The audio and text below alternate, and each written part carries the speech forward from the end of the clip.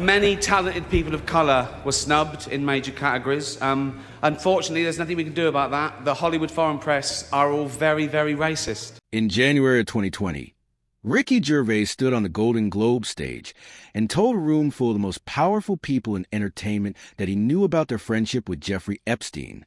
Nobody laughed. 5 years later, the U.S. Department of Justice began releasing millions of pages of files connected to Epstein's network. That same stretch of years also saw Ellen DeGeneres' 19-year brand collapse under a workplace investigation, and Wendy Williams, one of the only daytime hosts who have been naming names for decades, disappear from public life inside a guardianship she is still fighting to end. These are 3 different people, in 3 different positions inside the entertainment industry, whose stories happen to unfold across the same 5 years. This isn't a story about a hidden thread connecting them. It's 3 separate, well-documented accounts of what happens when powerful institutions are confronted, exposed, or asked to answer for how they treat the people inside them. Where the record is solid, we'll lay it out. Where things are still disputed or unresolved, we'll say so plainly, because that's the honest version of all 3 stories. Ricky Gervais had already hosted the Golden Globes 4 times by January 2020. Each time, he pushed the material a little further and watched the room absorb it. By his 5th outing, he decided the usual diplomacy wasn't worth performing anymore. He opened by telling the audience flatly that he didn't care what they thought of him this time, and then spent the next several minutes working through a list of targets: Felicity Huffman and the college admissions scandal, the streaming services in the room, and the industry's willingness to do business with people regardless of their conduct. Then he brought up Jeffrey Epstein directly. He told the audience that many of them had flown on Epstein's plane and that they knew exactly who else had been on it. The camera cut to faces in the crowd, Tom Hanks among them, and the reaction wasn't laughter. It was a specific stillness of a room that recognizes itself in a joke and doesn't find it funny. Epstein had died in his Manhattan jail cell 5 months earlier, in August 2019, ruled a suicide by the medical examiner, a finding that forensic experts hired independently by his family publicly disputed at the time. The vast trove of documents that would eventually connect Epstein's circle to figures across entertainment, finance, and politics was still years from being made public. Gervais was working from what was already known and rumored, not from files that didn't yet exist. He was never invited back to host the Golden Globes after that night, a fact he has confirmed himself in interviews since, generally without much apparent regret. He's also described his own framing of the moment. In the British comic tradition, he's cast himself as a court jester whose job is to say the thing everyone in the room already knows, but nobody with something to lose will say out loud. It's a description of a mechanism, not a claim of heroism. The jester can say it because the jester has nothing the king can take away. He kept working, kept commenting publicly on the same subjects in the years that followed. Then, starting in 2025, the picture changed.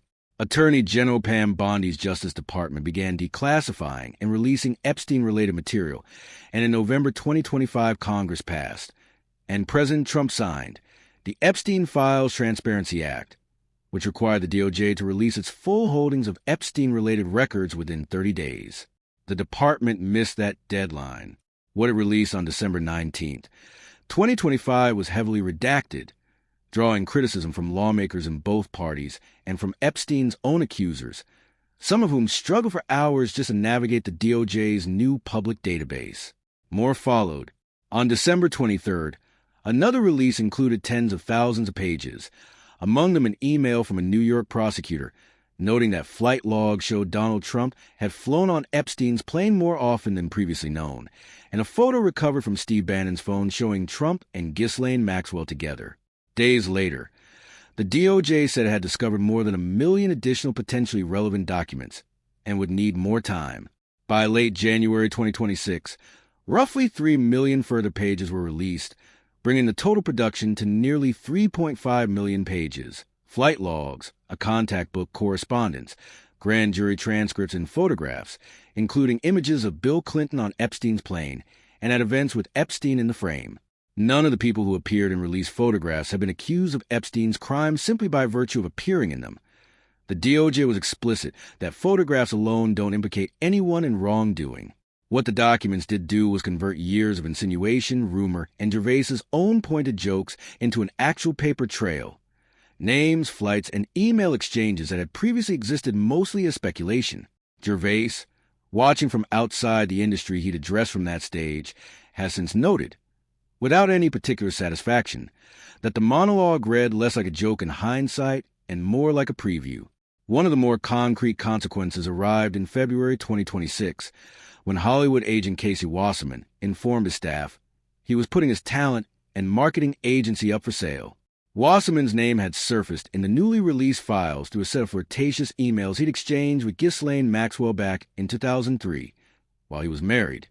Correspondence he said he deeply regretted, while maintaining he'd never had a personal or business relationship with Epstein himself, and that his only direct contact was a single 2002 humanitarian flight on Epstein's plane, taken at the invitation of the Clinton Foundation. Wasserman hasn't been accused of any wrongdoing connected to Epstein or Maxwell's crimes.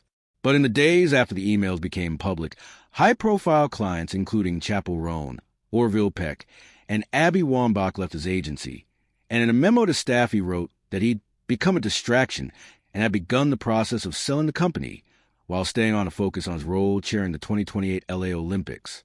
Gervais's 2020 monologue didn't predict any of this in detail.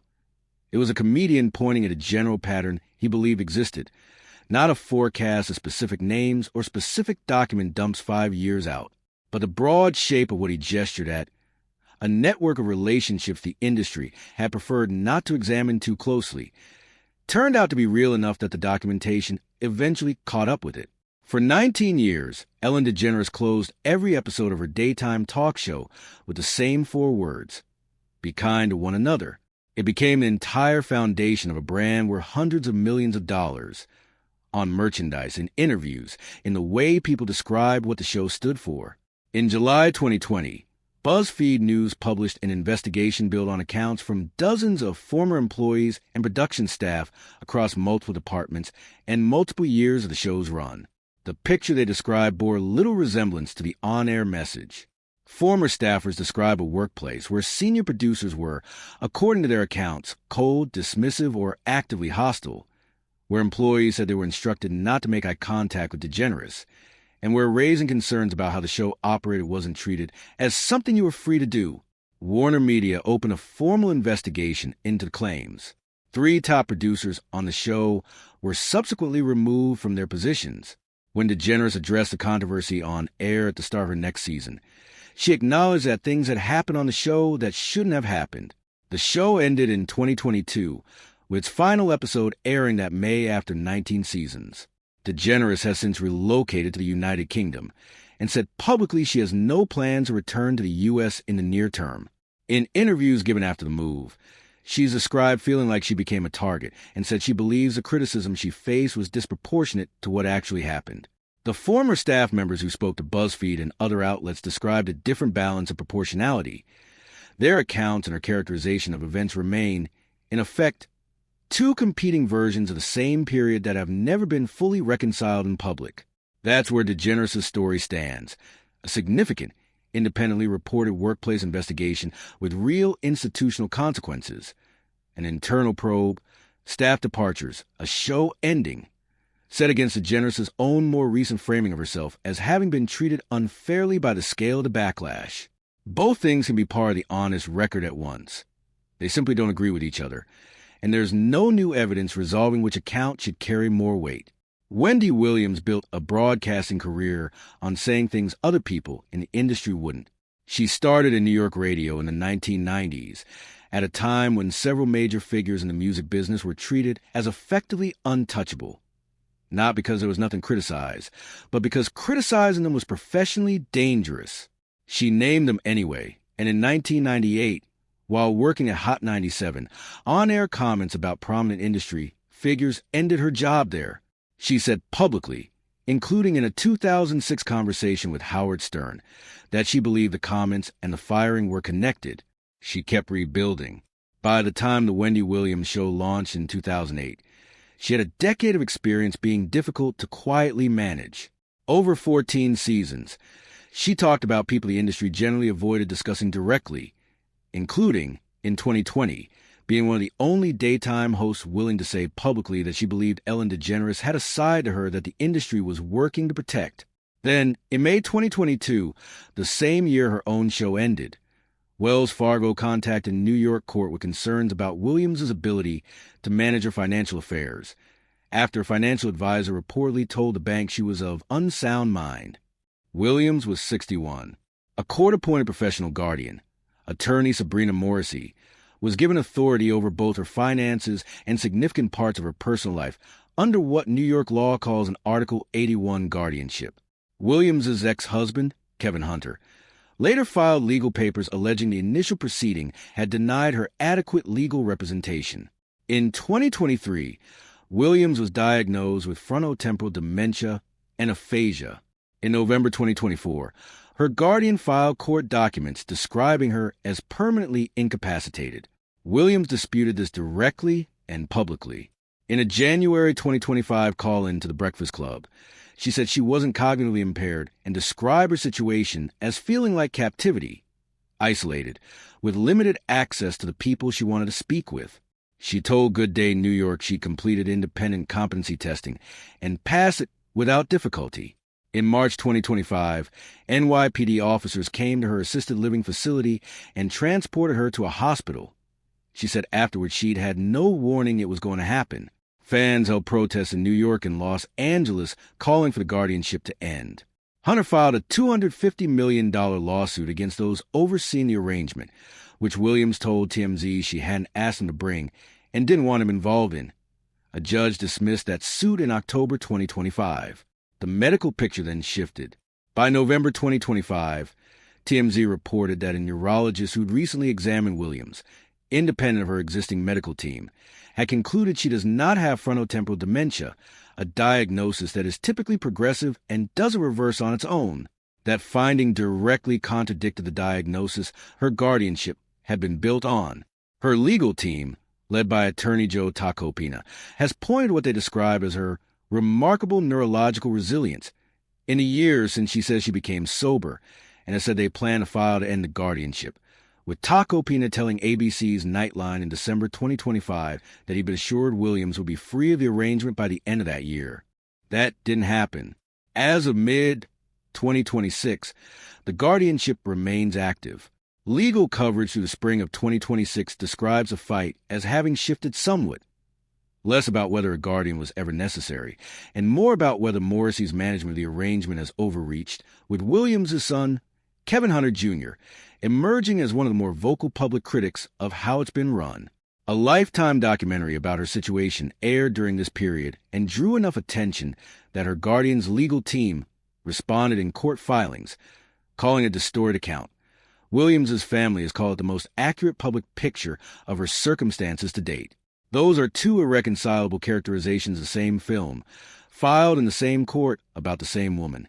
And as of this writing, the underlying question of whether she has the capacity to run her own life is still working its way through the New York court system rather than settled. What's not in dispute is the through line of her career.